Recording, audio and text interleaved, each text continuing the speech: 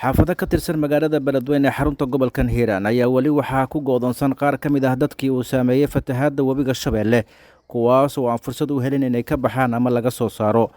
xaafadaha ay dadka ku go'doonsan yihiin ee magaalada Beledweyne ayaa waxaa ka mid ah xaafadda Kooshin gaar ahaan laanta Raadeerka waxaana ku sugan qoysas tiro yar kuwaas oo badbaadin u baahan. qaar ka mid ah dadka ku go'doonsan xaafadaasi oo warbaahinta la hadlay ayaa waxa ay sheegeen in aysan haysan hoy ay uga gabadaan qabowga jira iyo sidoo kale raashin ay cunaan mana jirto ilaa iyo hadda cid u soo gurmatay sida ay sheegeen iyaga oo dalbaday in gurmad degdeg ah lala soo gaaro. walaalo waa u jeedaa biyaha say u naafeen xaafadda dadkana ii jeedado gadaasheeda degan ma haystaan wax hooy ah. alxamdulillaah rabbil caalamiin roobka 4 saac waa ku diihaaya wax gargaar ilaa hadda heleena ma laha. waxaan muslimiinta u sheegaynaa inay dadkan walaalahooda muslimiinta ah sida marakaneecadoo kale iyo waxyaabaha ay u daran yihiin oo in laga caawiyo inay ka soo caawiyaan ayaan ka codsanaynaa. waa in meesha laga qaado waa aragtay waadigi weynaayo oo xaafadda dhagax jibis lama mari karo. dadka meel ay ka baxaan ma haystaan maxay ahayd dooman ay ku baxaan wax uu imaado ilaa hadda ama ka bixinayo ama kalena mala meesha go'doon ku yihiin waxay halis u yihiin inay dugaaga iyo masaska iyo ka soo baxaya xaasida ayaa halis ugu jira. waxa iga dambeeyay qoys 4 qoys ka kooban meeshan hadda ku degan.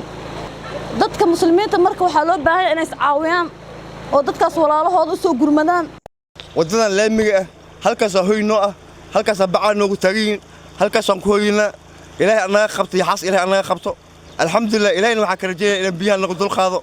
biyahan waxaba noogu sii daranbo oo dheeraad ma roob oo lixal oo maqribadii bilaabana ilaa way ka bari xalay hadda istaaga way noogu bari alxamdulillah rabbil caalamiin wuxuu ilaahay keenay waa ku shukrineynaa. marka hay'adaha oo